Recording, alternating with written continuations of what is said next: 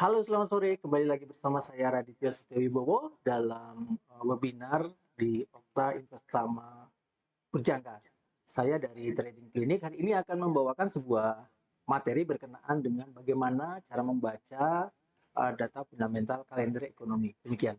Nah, sebelum kita banyak bicara tentang kalender ekonomi, ada perlunya saya ingatkan tentang adanya disclaimer ya. Gitu. Ya, kalau kita bicara tentang kalender ekonomi, ada beberapa hal yang akan kita bahas pada hari ini terkait dengan apa itu kalender ekonomi itu sendiri. Kemudian mulai dari pengertiannya, kemudian dari fungsinya, kemudian hingga cara membaca kalender ekonomi itu sendiri, baik nanti data kalender ekonomi harian maupun data kalender ekonomi utama gitu. Nah, sebenarnya saya pengen ngobrol panjang lebar tentang bagaimana cara membaca kalender ekonomi itu sendiri, karena memang data fundamental ekonomi merupakan salah satu instrumen yang turut berpengaruh terhadap pergerakan pasar, selain dari aspek teknikal dan level aspek psikologis harga itu sendiri yang dipengaruhi oleh adanya faktor-faktor di luar dari teknikal maupun dari fundamental. Demikian. Nah, kita mulai masuk ke kalender ekonomi gitu ya. Kalender ekonomi adalah satu jadwal berita-berita yang bersumber dari banyak negara begitu ya, terkait dengan data-data fundamental ekonomi yang berpengaruh terhadap pergerakan di pasar uang, di bursa saham maupun di pasar komoditas. Dan berita-berita ini sangat penting untuk diperhatikan, mengingat berita-berita ini sangat membantu dalam mengambil keputusan dalam berinvestasi begitu. Nah, pada prinsipnya kalender ekonomi ini sendiri adalah mencakup data-data politik, data-data fundamental ekonomi, faktor keuangan, kebijakan moneter maupun kebijakan fiskal terkait dengan banyak negara begitu. Jadi ini merupakan satu faktor penting yang turut berpengaruh terhadap pergerakan harga. Jangan kemana-mana, makanya harus Anda ikuti dan Anda pantau hingga selesai gitu ya. Nah, sementara dari fungsi kalender ekonomi ini sendiri, kalau kita perhatikan, kalender ekonomi berfungsi sebagai indikator trading untuk membantu Anda dalam melakukan transaksi hingga keputusan dalam melakukan transaksi ini bisa dihasilkan secara optimal. Nah, kita mulai masuk ke beberapa faktor kalender ekonomi yang dan cara membacanya begitu ya. Jadi kalau kita bicara tentang kalender ekonomi, ada beberapa hal yang akan kita bahas. Yang pertama adalah data-data kalender harian, kemudian data kalender utama, kemudian rangkuman data kalender ekonomi.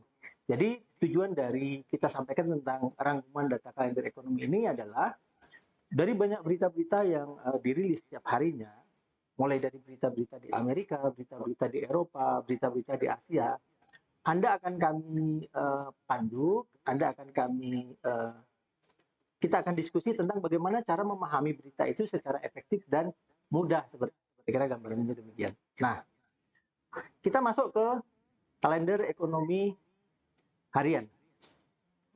Pada prinsipnya, di kalender ekonomi harian yang kami ambil dari investing.com ini memberikan misalnya kalender yang akan dirilis tanggal 25 Januari misalnya ya. Jadi dia akan menampilkan berita aktual, kemudian forecast, kemudian data terakhir begitu ya. Nah, jadi bagaimana menyikapi data fundamental ekonomi harian ini? Sebelum berita keluar, maka pasar akan mengantisipasi pada forecast berita. Jadi prediksinya berita yang akan keluar itu seperti apa. Jadi misalnya pada data Jerman gitu ya, data Jerman tersebut data lalu misalnya 84,3 kemudian diprediksi 8,8. Nah, pasar akan mengantisipasi berita tersebut positif gitu. Efeknya terhadap mata uang euro akan positif gitu. Begitu pula terhadap data-data lain misalnya data Amerika. Datanya misalnya sebelumnya 50, kemudian forecast-nya 52, maka pasar akan mengantisipasi pada forecast tersebut. Nah, ketika data aktualnya keluar dan ternyata lebih tinggi dari forecast di situ pasar akan bereaksi dengan antisipasi positif terhadap data tersebut. Misalnya data Jerman tadi ya, yang keluar ternyata bukan 84,8, misalnya 87 gitu. Maka pasar akan merespon mata uang euro akan semakin menguat efeknya begitu. Atau sebaliknya misalnya, data forecast-nya 84,8, ternyata aktual datanya di 81,00, maka akan terjadi over antisipasi dan respon pasar adalah negatif terhadap pergerakan euro karena data berita dari Jerman tersebut negatif itu. Jadi itulah munculnya satu istilah buy on rumors, sell on the fact. Itu artinya adalah demikian. Jadi pasar akan cenderung mengantisipasi berita tersebut sebelum keluar, kemudian pasar akan over antisipasi ketika data itu keluar. Jadi ketika aktual data dirilis, apakah sesuai prediksi, apakah di atas prediksi atau bahkan di bawah prediksi. Kalau sesuai prediksi, kadang-kadang kita melihat, oh datanya ekspektasinya bagus, dari 84,3 menjadi 84,8.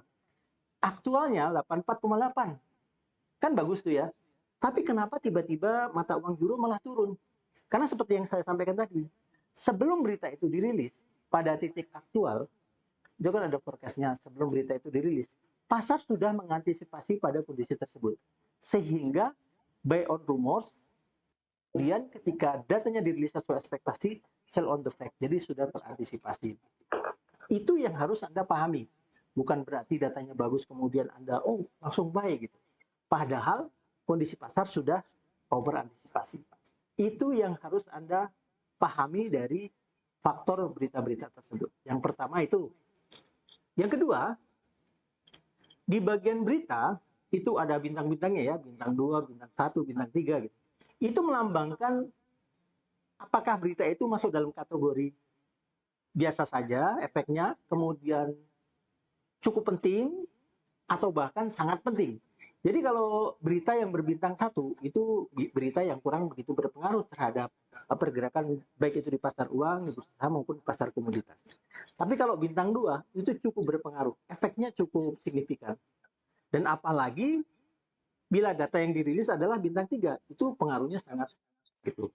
Sehingga pada titik ini Anda bisa memprioritaskan berita-berita mana yang akan berpengaruh terhadap pasar, kemudian berita-berita mana yang kurang berpengaruh terhadap pasar.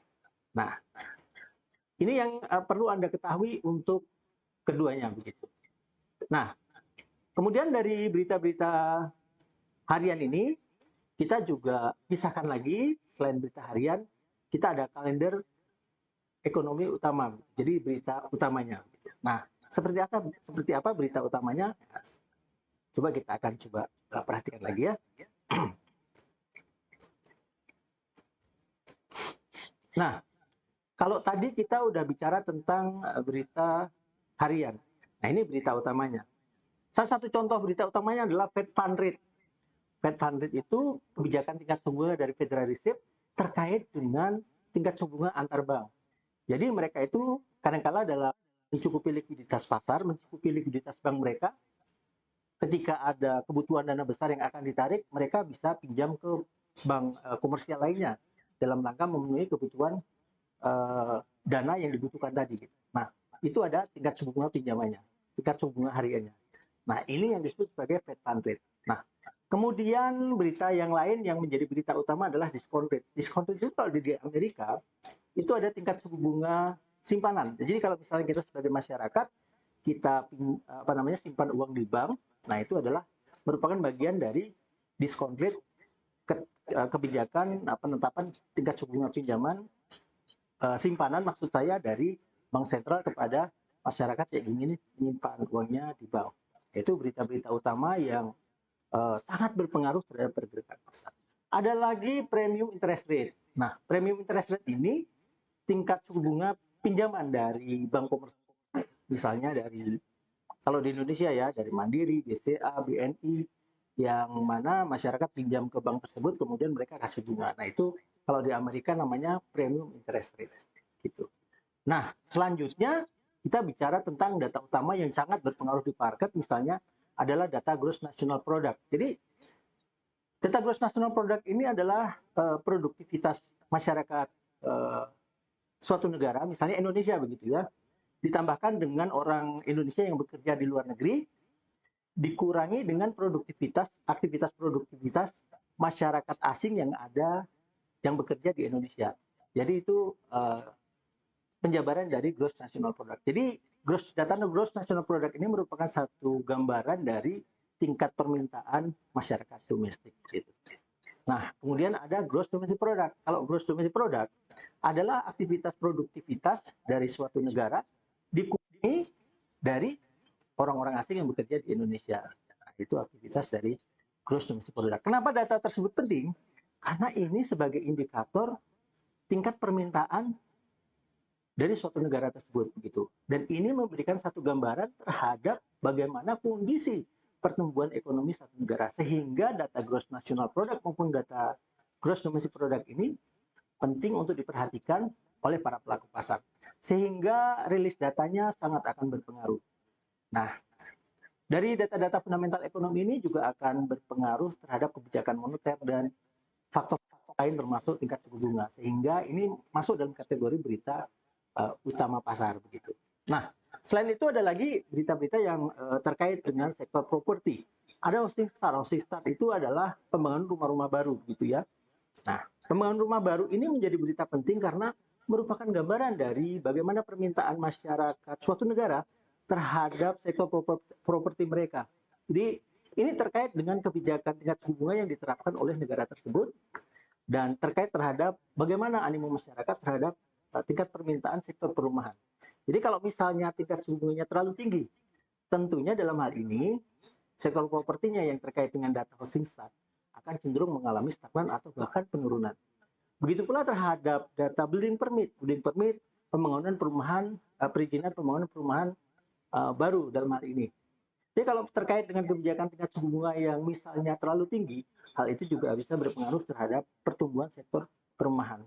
Namun bisa saja kendati tingkat suku bunga tinggi, bisa saja sektor properti atau sektor perumahan tersebut tetap mengalami peningkatan bila mana pertumbuhan ekonominya dalam jalur track yang positif atau bahkan mengalami pertumbuhan. Itu beberapa contoh berita yang harus Anda pahami dan merupakan berita utama bagi market. Nah, selanjutnya yang nomor 7 kita bahas tentang leading indicator. Leading indicator ini merupakan indikator-indikator utama yang digunakan oleh para pelaku pasar untuk melihat prospek pertumbuhan ekonomi satu negara di masa yang akan datang.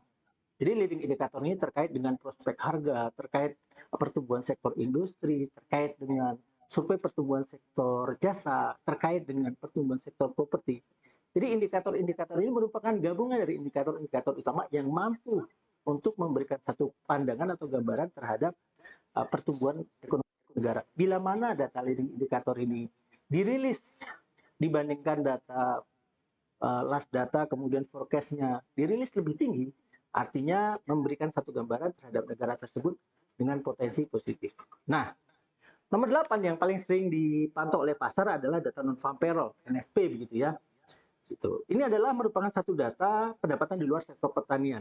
Jadi pendapatan di luar sektor pertanian ini mencakup tentang sektor komersial, sektor jasa, kemudian sektor industri. Dan di Amerika ini merupakan satu gambaran dari 2/3 dari pertumbuhan ekonomi Amerika sendiri. Oleh sebab itu, data-data terkait dengan penggajian di luar sektor pertanian ini sangat ditunggu oleh para pelaku pasar karena memang memberikan satu efek yang sangat signifikan. Nah, semakin signifikan ketika data non-farm payroll itu dirilis dengan data unemployment rate. Jadi, unemployment rate merupakan satu gambaran dari data tingkat pengangguran di satu negara. Bila mana non-farm payroll mengalami suatu peningkatan, dan kemudian unemployment rate-nya mengalami penurunan, yang artinya bahwa terjadi peningkatan terhadap pendapatan di luar sektor pertanian dan mengalami penurunan di sektor tingkat pengangguran, artinya itu memberikan satu efek positif terhadap produktivitas atau terhadap efek positif terhadap mata uang dari negara tersebut. Nah, ada lagi nomor 9 ada neraca perdagangan. Neraca perdagangan ini adalah ekspor dikurang impor. Jadi kalau misalnya satu negara melakukan satu aktivitas jual barang keluar negaranya, kemudian dikurangi aktivitas impor, impor barang ke negaranya. Jadi antara yang dijual dengan yang diimpor, bila mana mengalami satu surplus atau lebih besar yang diekspor dibandingkan yang diimpor, maka akan terjadi suatu pendapatan. Dan bila mana itu terjadi, maka efeknya akan mengalami dampak positif terhadap pergerakan mata uang dari negara tersebut. Gitu. Nah, berita-berita ini yang menjadi berita utama bagi para pelaku pasar yang perlu diperhatikan. Sehingga berita-berita utama ini akan menjadi sebuah tren pasar gitu. Akan mendorong terjadinya sebuah pergerakan harga dan membentuk suatu pergerakan satu arah gitu. Sehingga kadang-kadang kalau kita perhatikan tren berita hariannya dirilis positif namun berita utama pasarnya bertentangan arah, harga akan cenderung mengikuti berita utamanya begitu. Nah, kita masuk ke selanjutnya terkait dengan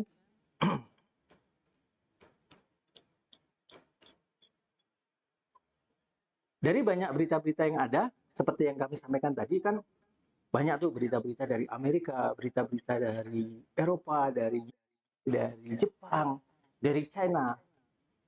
Untuk menghafalkannya kan mungkin butuh waktu, mungkin butuh pemahaman yang apalagi kalau kita bukan disiplin ilmu kita bukan di bidang ekonomi, butuh waktu dan butuh tenaga gitulah ya. Itu. Nah, kami coba sampaikan kepada teman-teman semua cara menghafalkannya hanya melalui 5 aspek yang harus diperhatikan. Yang pertama dari sisi tingkat permintaan.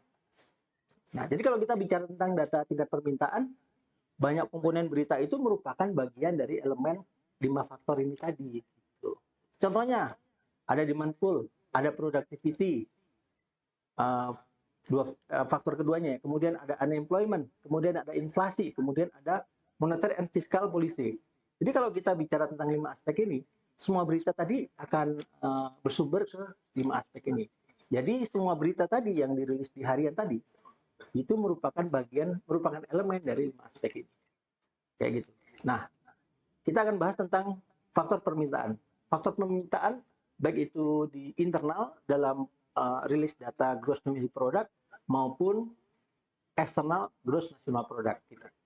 Jadi kalau kita bicara tentang data permintaan, ada GDP atau gross domestic product, di mana komponennya ada retail sales, ada chain store, gitu.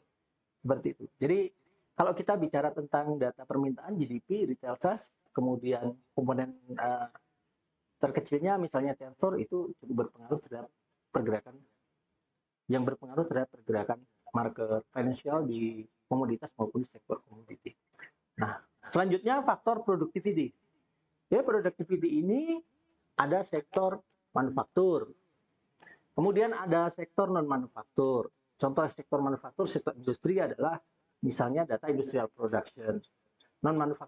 Non-manufakturnya atau sektor biasanya ada sektor perbankan, transportasi, turis, kemudian jasa hotel, kemudian pariwisata dan sebagainya seperti itu. Nah, itu sektor manufaktur. Nah, itu masuk dalam data-data yang terkait dengan produktivitas. Ada juga produktivitas yang terkait dengan sektor perumahan atau sektor properti. Ada data hosting start, building permit, kemudian data-data lainnya. Jadi kalau misalnya Anda menjumpai berita-berita terkait dengan produktivitas, baik itu jasa, sektor industri dan sektor lain, maka itu masuk dalam kategori data productivity gitu. Nah, selanjutnya kita bahas tentang data tingkat pengangguran. Tingkat pengangguran yang masuk bagian dari data tingkat pengangguran misalnya non-farm productivity, non-farm payroll misalnya. Ini merupakan bagian dari data tingkat pengangguran dan penggajian gitu. Nah, kemudian di Amerika juga kita juga setiap minggu dirilis tentang data claim count gitu atau initial jobless claim.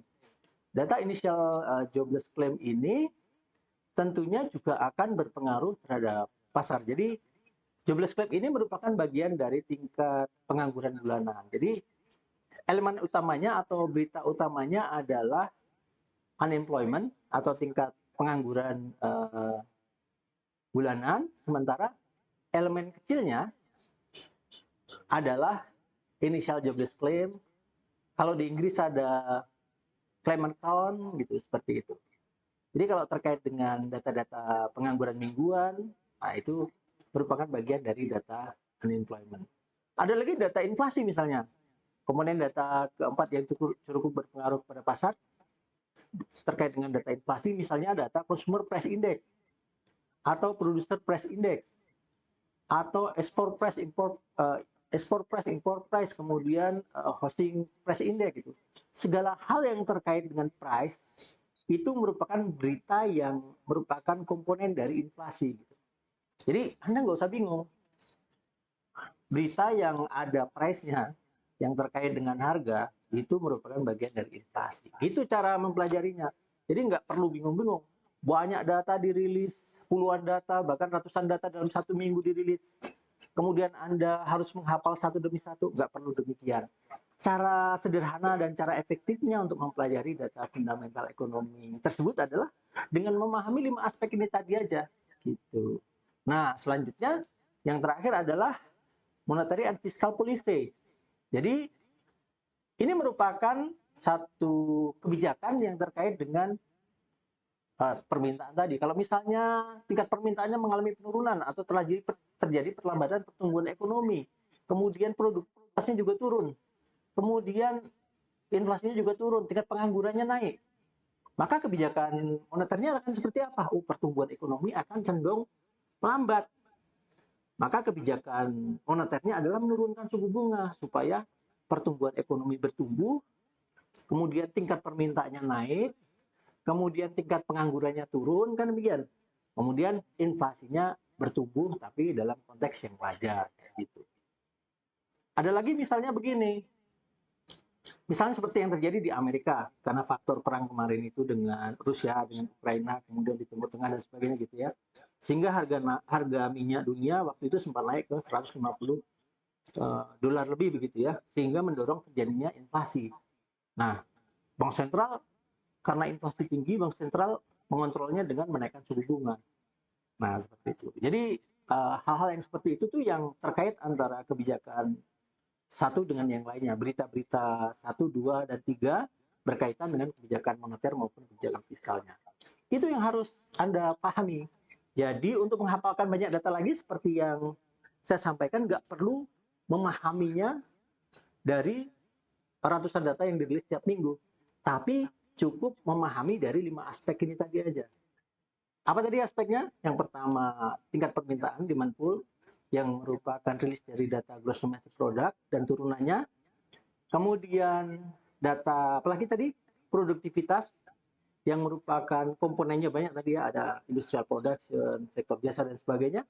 Kemudian tingkat pengangguran ada komponennya, ada non farm payroll, ada claim account, kemudian ada initial jobless claim gitu kan. Seperti itu. Kemudian data inflasi yang terkait dengan price, kemudian kebijakan moneter dan kebijakan fiskal. Ini yang menggerakkan pasar. Ini yang menjadi berita utama pasar dan menjadi penentu arah tren pergerakan pasar. Seperti itu. Coba kita akan buktikan ya. Realisasinya di pasar akan seperti apa. Gitu. Oke, selanjutnya. Nah,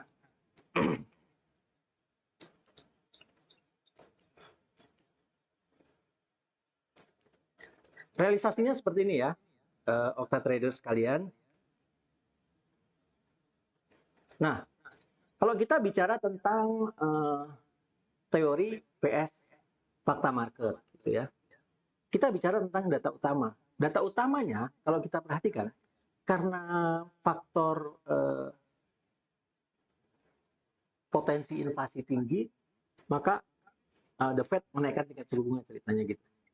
Menaikkan tingkat suku bunga. Nah, kenaikan tingkat suku bunga yang ada itu mengakibatkan terjadinya fase pertamanya adalah harga emas mengalami penurunan terus, gitu. Nah, pada panah warna biru itu merupakan gambaran yang dirilis di kalender ekonomi harian, yang mana data tersebut menunjukkan negatif terhadap pergerakan mata uang dolar, gitu. Jadi suatu ketika dalam trend channel ke bawah, berita harian Amerika negatif. Ketika berita harian Amerika negatif, seharusnya emas kan naik. Data harian AS buruk, di tulisan warna biru itu, ya kan? Data harian AS buruk, harusnya emas mengalami kenaikan. Tapi faktanya, emas mengalami penurunan. Nah, karena apa? Karena berita utamanya Amerika sedang gencar-gencarnya menaikkan tingkat suku bunga, kayak gitu. Itu contoh yang berpengaruh terhadap pergerakan harga emas. Nah, kenapa ketika Amerika menaikkan tingkat suku bunga, kemudian harga emas cenderung mengalami penurunan? Karena begini, tujuan dari dinaikkannya tingkat suku bunga adalah mengurangi likuiditas pasar, mengurangi uang yang beredar, menurunkan inflasi. Jadi emas ini adalah produk yang pergerakannya sama dengan inflasi.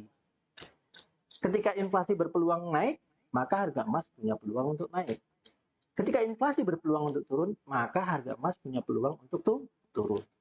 Oleh sebab itu, ketika tingkat suku bunga dinaikkan, maka potensi inflasi kan turun.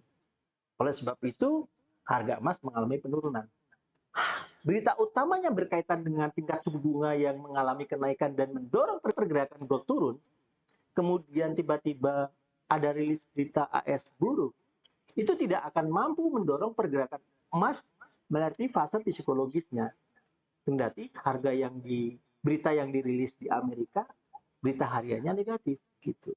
Nah, oleh sebab itu banyak juga orang yang merasa salah langkah. Data Amerika buruk, harusnya emas naik. Tapi ini kok emasnya malah turun. Gitu.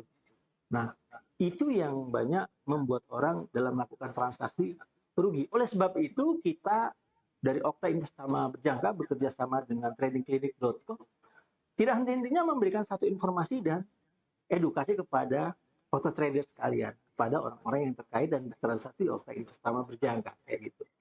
Dalam hal ini, supaya mereka memahami dan mengerti tentang fungsi dan arti dari fundamental utamanya. Jadi fundamental utama itu tidak akan terpengaruh oleh fundamental harian. Gitu. Apalagi yang fundamental harian yang efeknya bintang 1 atau bintang 2 seperti itu.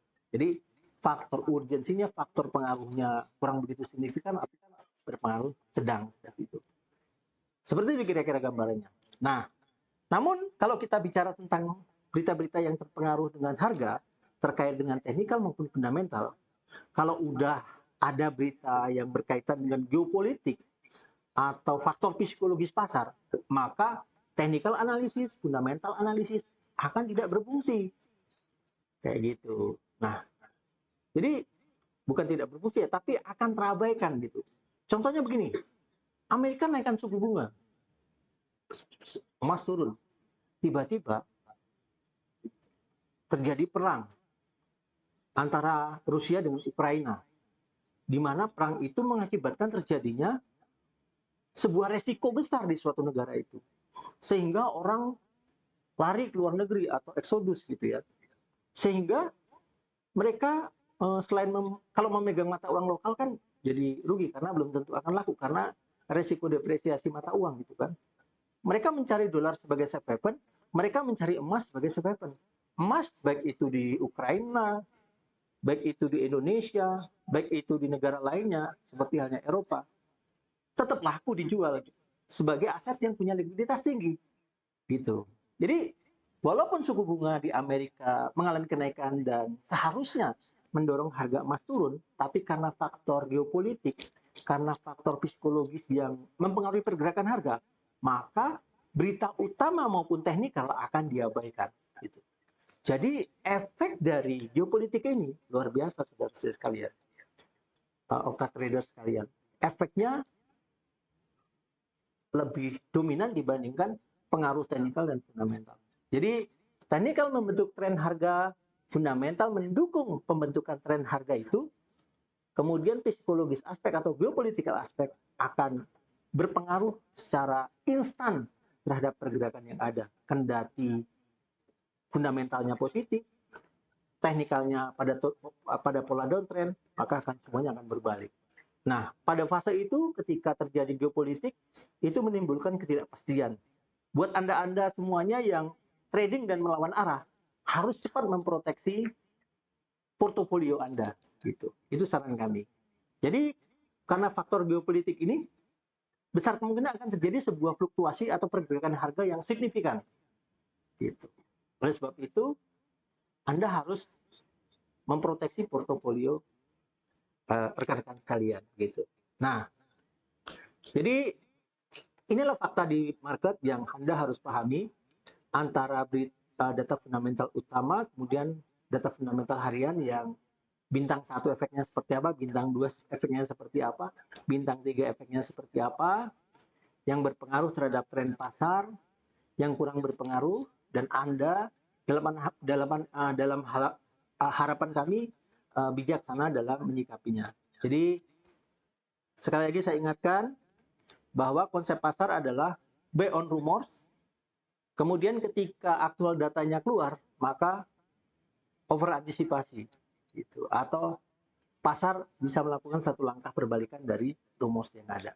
Jadi kalau misalnya beritanya bagus, pasar sebelum berita itu dirilis akan mengantisipasinya. Ketika data dirilis sudah over antisipasi. Makanya banyak orang melihat ketika datanya dirilis bagus, kok malah misalnya mata uangnya melemah atau bahkan sebaliknya seperti itu. Nah, itu hal yang perlu Anda pelajari semua di market. Nah, kemudian ada beberapa yang ingin kami sampaikan terkait dengan edukasi, terkait dengan platform, terkait dengan service yang diberikan oleh Okta Investama Berjangka, mulai dari adanya personal analis yang akan membantu Okta Traders sekalian dalam melakukan transaksi, yang memberikan edukasi yang enggak henti-hentinya terhadap Okta Traders sekalian yang bergabung dan meramaikan aktivitas trading di Okta Investama Berjangka.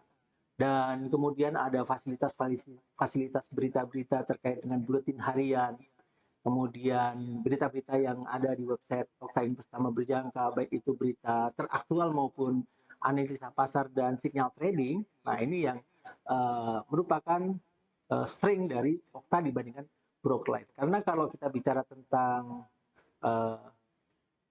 personal analis yang membantu Okta Traders sekalian, banyak broker-broker luar yang tidak memberikan fasilitas itu. Begitu pula pada trading plan juga banyak broker-broker luar yang hanya menyajikan analisanya melalui website. Kemudian dari sisi buletin harian, hanya sekedarnya saja ya berita-berita yang ditampilkan di website-website yang ada. Namun itu tidak mampu menjadi satu alat komunikasi dari kepada Anda gitu, karena memang faktor komunikasinya nggak bisa dua arah. Kemudian ada lagi nih fasilitas yang diberikan oleh Okta Investama Berjangka terkait dengan podcast maupun webinar seperti yang terjadi hari ini. Jadi harapan kami webinar hari ini akan mampu memberikan satu informasi tambahan dan pemahaman buat Okta Traders sekalian dan mampu bersikap bijaksana ketika mensiasati maupun mengantisipasi berita yang dirilis. Nah, terakhir terkait dengan fasilitas data ekonomi yang terkini dan terupdate di MetaTrader 5 yang digunakan oleh Okta sekarang ini juga terlampir di sana gitu. Nah, ini yang bisa kami berikan kepada Okta Trader sekalian. Mudah-mudahan bisa bermanfaat.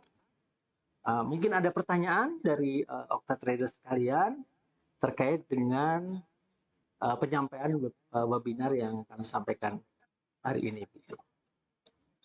Baik, kalau tidak ada pertanyaan, di lain kesempatan kita bisa ngobrol lagi. Yang jelas artikel ini akan dirilis di YouTube dan Anda bisa melihatnya. Jadi setidaknya materi ini mampu memberikan satu edukasi yang baik dan pemahaman yang baik kepada Okta Trader sekalian. Saya Raditya Setio Wibowo dari Trading Clinic mengucapkan terima kasih yang sebesar-besarnya. Sampai berjumpa lagi di lain kesempatan. Sampai jumpa dan selamat sore. Terima kasih.